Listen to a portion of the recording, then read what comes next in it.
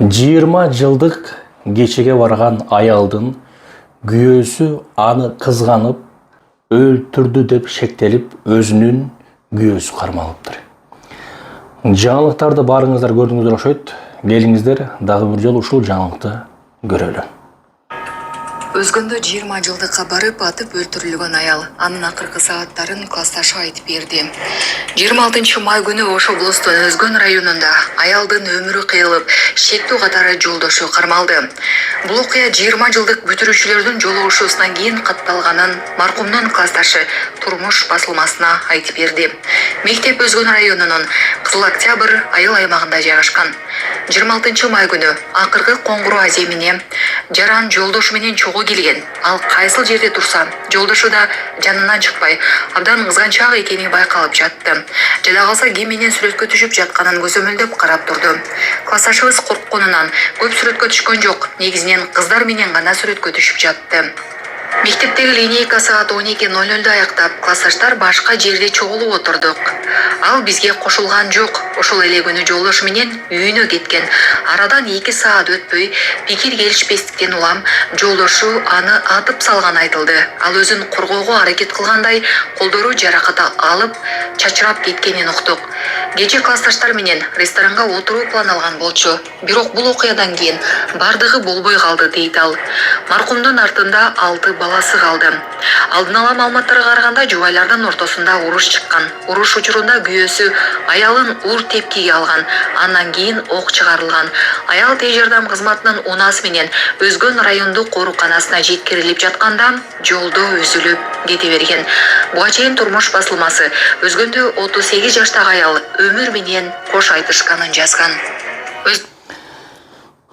Өзүңүздөр көрдүңүздөр, өтө бир жаман иш болуптур. Бул чындыгында өтө жаман адамдын өлүмү. Ушул 10 жылдык, 20 жылдык, 40 жылдык, 30 жылдык тууралуу биздин улуу урматтуу аалымыбыз Аллах таалам рахмат алган болсун, чубак ажыбыздын өтө бир ушул 20 жылдыктар тууралуу сүйлөгөн сөздөрү бар эле. Бул видеолорду көрүп койсоңуздар.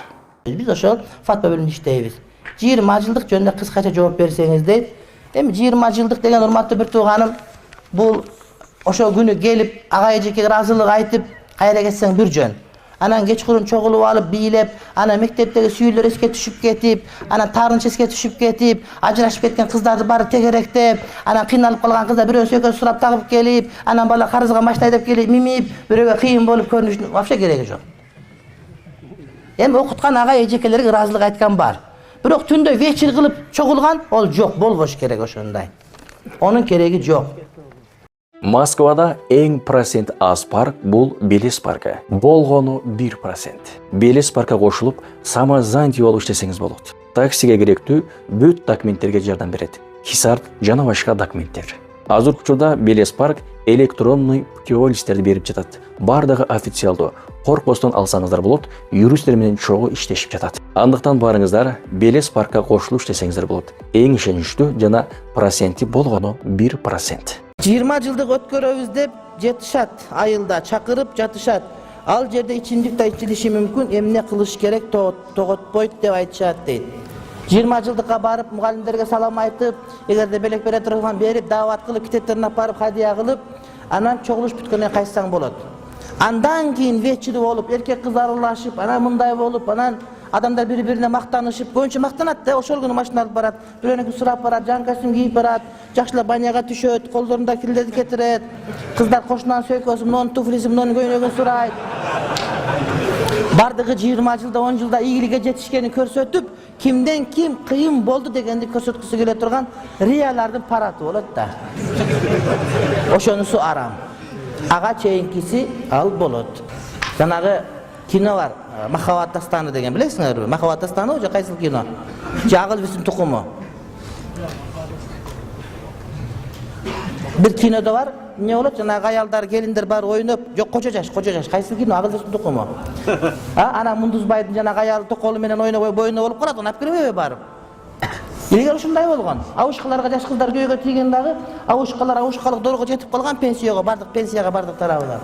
Ана төлөш керек болгон. Ана эмне кылат? Ак чөлмөгө ойноп, башка ойноп, ошол жерде иштерин бүтүрүп, анан келе беришкен. Ал туура эмес болгон. Ал акмакчылык болгон. Ошол кыргыздын салтындагы эң жаман нерселер ошолор. Салтты динибиз колдойт, эгерде динге каршы келбесе. Эгерде динге каршы келсе, анда аны шарият колдобойт. Салттын бардыгы туура боло бербейт. Салт динге карап түздөнүш керек, дин салтка карап түздөнбөйт. Эгерде салттын бардыгы туура боло бере турган болсо, анда өзбектик өзүнчө, кыргыздык өзүнчө, казактык өзүнчө, дүйнөнүн бардыгы ар ким өзүнүн дин кылып албайт беле. Дин ошол адамдардын адеп ахлагын, аң сезимин, салтын, түшүнүгүн оңдоо үчүн келген нерсе.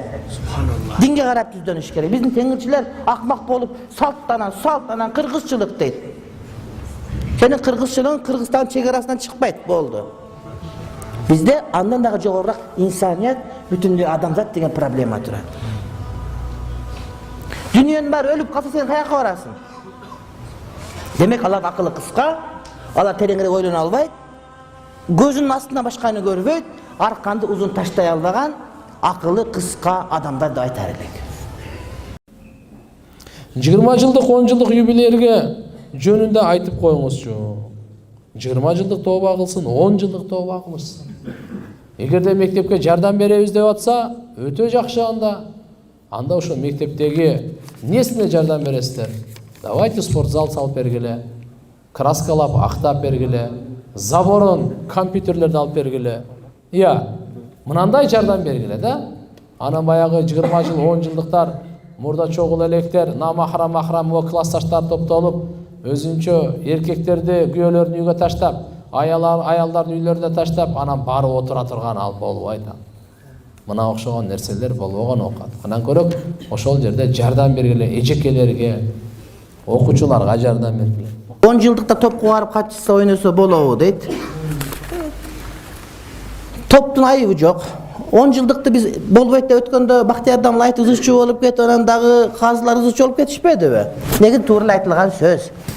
Аяка барганда жанагы немелер эски оорулар козголуп кетет да, жанагы жаз болгондой, жазда оорулар козгойт го, жанагы кээ бирлер жин оорусу козгоп кеткен, аяка барганда мектептеги сүйүлөр козгоп кетет дагы, жетпей калган башкалар болуп, көп нерселер мындай бир дальний ближний болуп кетет. Аякта жакшы эмес.